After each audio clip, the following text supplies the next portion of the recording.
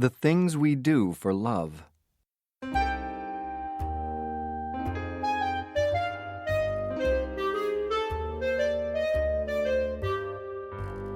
As a boy, Joe Larabee was famous in the town in Middle America where he lived because he could paint beautifully. At 20, he went to study in New York.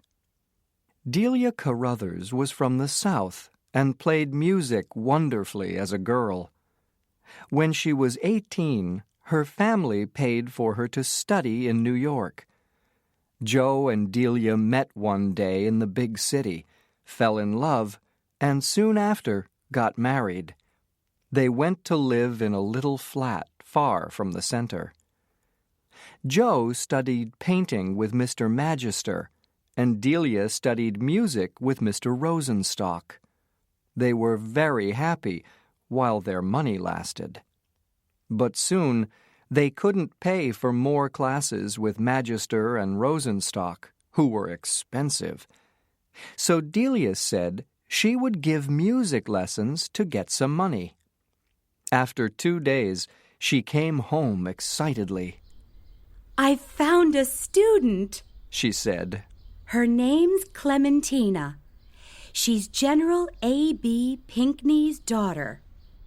They live in a wonderful big house on 71st Street. Clementina's only 18, wears white, and is a lovely girl. I'm going to give her 3 lessons a week for $5 each.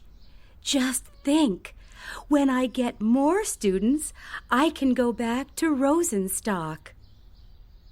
"I can't let you do all the work," said Joe. "I must get a job too, even if it's only selling newspapers in the street." "Oh, no, Joe," replied Delia. "You mustn't stop your classes with Magister." "All right," said Joe. "I really don't like you giving lessons. It isn't art, but you're a dear to do it."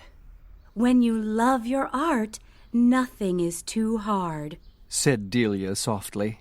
"Well, Tinkle said that I could put some of my pictures in his window. Perhaps I'll sell one to a rich old man one of these days." "I'm sure that you will," said Delia. That Saturday, she put $15 on the small table in the middle of their small sitting room. "Clementina's terrible," she said. "She never studies, never listens to me, and always wears white, which gets boring after a while. But the General's a nice, friendly man." Just then, Joe put $18 on the table. "I sold a picture today to a fat man from Arizona," he said. "He saw it in Tinkle's window. He doesn't really understand art, but he wants another picture of a train station before he goes home." "Oh, I'm so happy that you didn't stop painting," said Delia. "And now we have $33. What a lot of money!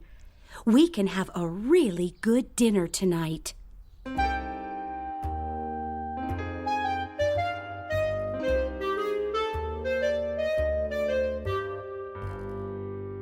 The next Saturday evening, Joe got home first.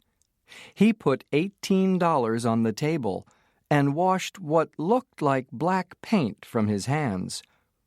Then Delia came home. Her hand had some white cloth around it, and her face was dark with worry. "What happened?" asked Joe. "Oh, Clementina wanted a hot cheese sandwich in the middle of her lesson. Strange girl. Unluckily, lots of hot cheese fell onto my hand and hurt it terribly. The General was very worried and sent someone from downstairs to buy some things to put on it. but now it doesn't hurt so much. Then she saw Joe's money on the table. Did you sell another picture? Yes, to the man from Arizona. But what time did you hurt your hand? It was 5 o'clock when when the cheese burnt me. Sit down, Delia, said Joe kindly. And tell me where your money really comes from. Delia began crying. I couldn't find any music students, she said. So I took a job in the big laundry on 24th Street. I told you stories about the General and Clementina to stop you feeling bad about my work. Then today, another girl at the laundry put a hot iron on my hand, and I thought of that hot cheese story on the way home. Please don't be angry. But how did you find out that my stories weren't true? Well, said Joe, at 5 o'clock I had to send up some oil and cloth for a woman in the laundry upstairs after she burnt her hand on an iron. I'm working downstairs in the engine room. I started there 2 weeks ago. So you didn't really sell? My buyer from Arizona and your General Pinckney are both works of art, but not really music or painting. They both laughed.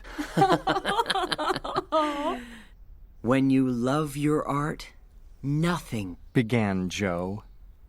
But Delia put her hand over his mouth to stop him. No, she said. It's just when you love.